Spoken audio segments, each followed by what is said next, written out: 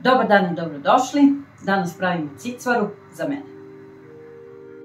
Treba će nam 200 g kajmaka, mlijeka po potrebi, 100 g kukuruznog brašna, onog malo sitnijeg, ne onog najkrupnijeg, i 100 g sira.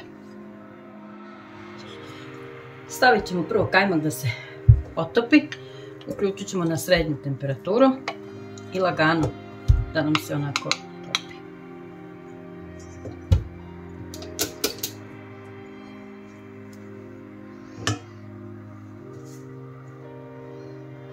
Dodat ćemo malo mlijeka.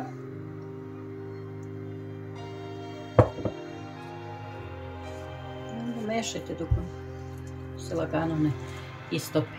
Treba će malo vremena, ali ne smijemo na jako mnogo, da ne zagori.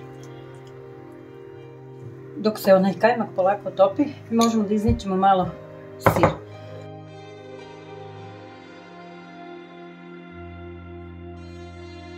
Dosut ćemo još malo mlijeka.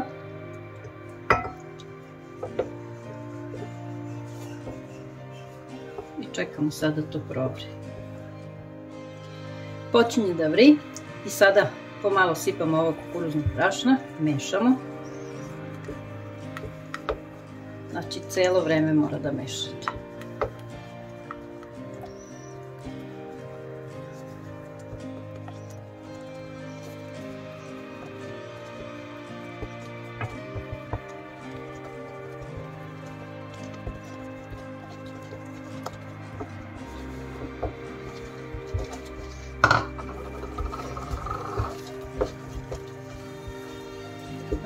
Mešajte. To ćemo sada kuvati pa nekih otprilike 10-ak minuta. Sada ćemo opet sipati malo mlijeka.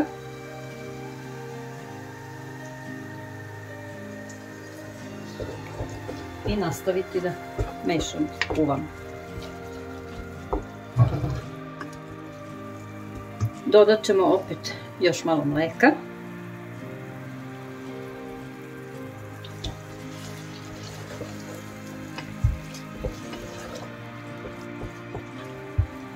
Znači ovo mlijeko sipamo da bi nam se masnoća ovo odvojila, da ispliva malo onako na površinu. I evo kao što vidite, masnoća je počela da se odvaja iz kajmaka, to je ono što nam treba.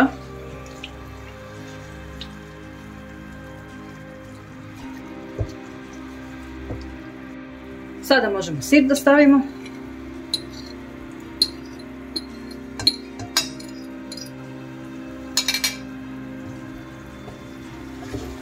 Promešamo sve.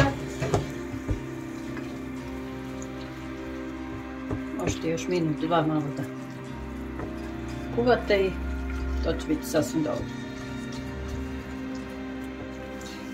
Cicvara je gotova. Možemo da je isključimo, da je sklonimo.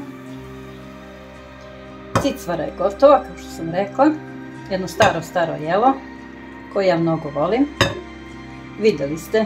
Nije neki problem da se napravi. To bi bilo to od nas za danas. Mi ćemo se vidjeti vrlo uskoro. Jedan veliki pozdrav!